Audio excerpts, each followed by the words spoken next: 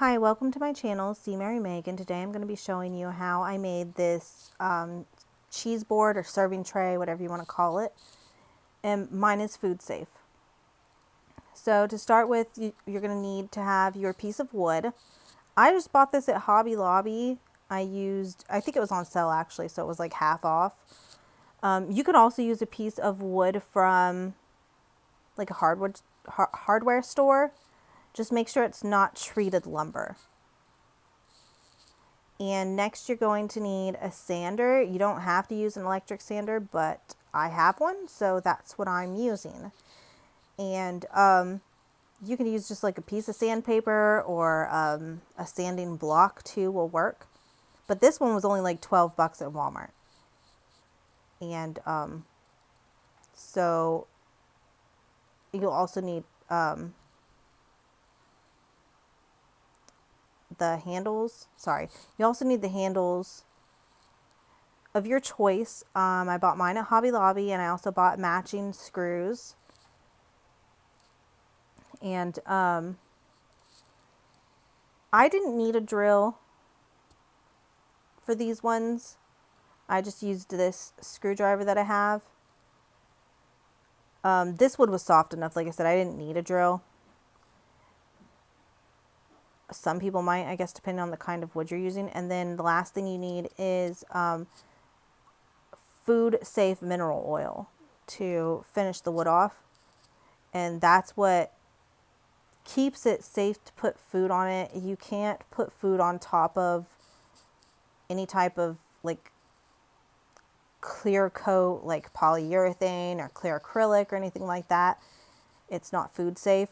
You can finish this with polyurethane, which I forgot to mention. I do use some polyurethane on it, so some water-based polyurethane just on the edges around the bark of it. But if you do decide to finish it with some sort of clear coat like that, you need to make sure you serve the food on a plate or bowl on top of it. And I'm just showing that you'll also need some sort of lint-free rag to apply the mineral oil. Now I'm just sanding this a little bit. It said on the package it was ready to use, that it was already, sanded, but I had a couple rough spots on it that I noticed, so I just give it a little sand. If you're doing this by hand, it won't take much, especially if you're using something like this from the craft store. Next, after you sand it, you're going to want to, which I didn't record this part for some reason, I don't have that footage. You're going to want to clean it off, give it a nice wipe down with a damp rag. And then also, if you're using a piece that's got bark around the edges like this, there was a lot of sawdust stuck in the little like cracks and crevices, and I just took a paintbrush and just dusted it out. That was honestly like the most work this project required, was cleaning the sawdust off the edges. But so it's showing I'm just putting in the right tip because these are flathead screws. And I just put the handle down and used a pin to just mark where I wanted it, so once it slid I could easily put it back. And then I just screwed it right into the wood. This wood was really soft and really easy for me to use a regular screwdriver on. I'm not the strongest person at all. I actually feel like I have the strength of a baby in my arms. But this was super easy to do, and it didn't take long to do it all. When I finished cropping this video down, it was less than 20 minutes, I think, before I sped it up. So this project did not take long at all. The longest things in it is letting the finish dry, both finishes. Because the polyurethane is that I used, it takes 2 hours to dry for light handling. So once I screwed those in, then I'm going to go ahead and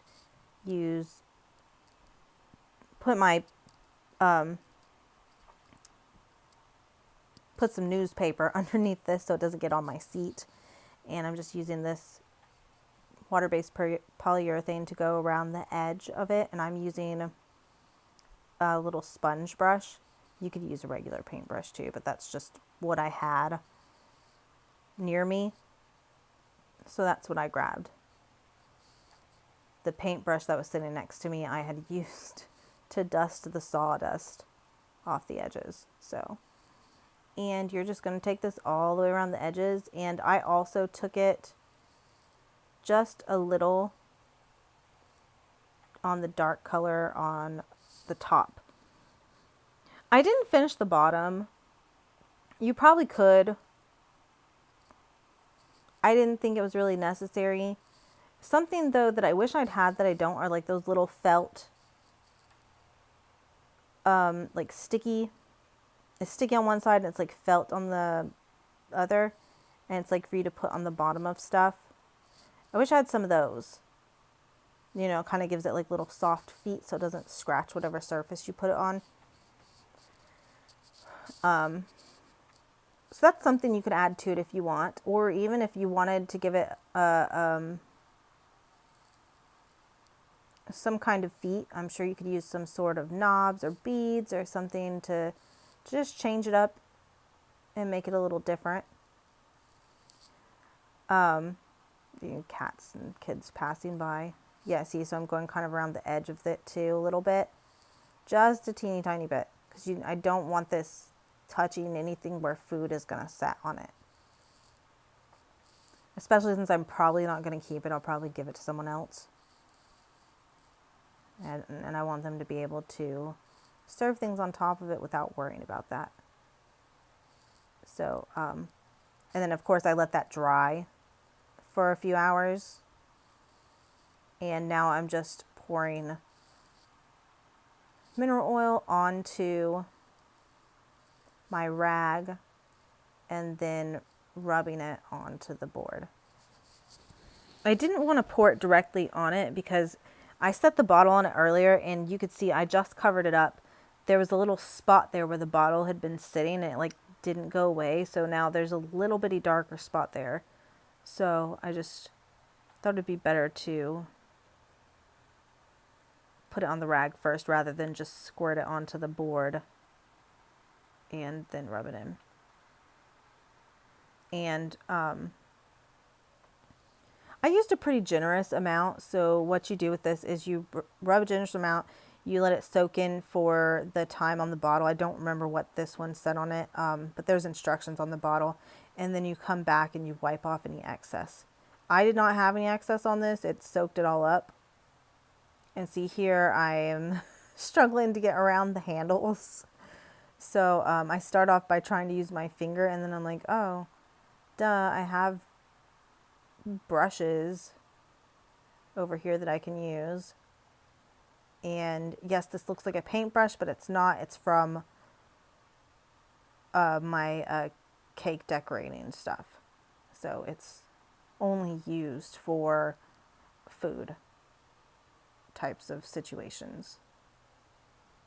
But yeah, so, and I just use this to go around the edges and get in the little crevices around the handle that I put on. And that's really all there is to it. I've seen tons of other people make these on YouTube. One of my favorites is by Catherine with Do It on a Dime. And here's the finished product with some snacks on it for the kids after dinner. I hope you guys enjoyed this video. I hope someone gets some use out of it. Thanks for watching. If you liked it, give it a thumbs up. Subscribe if you'd like to see more crafts. Thanks. Bye.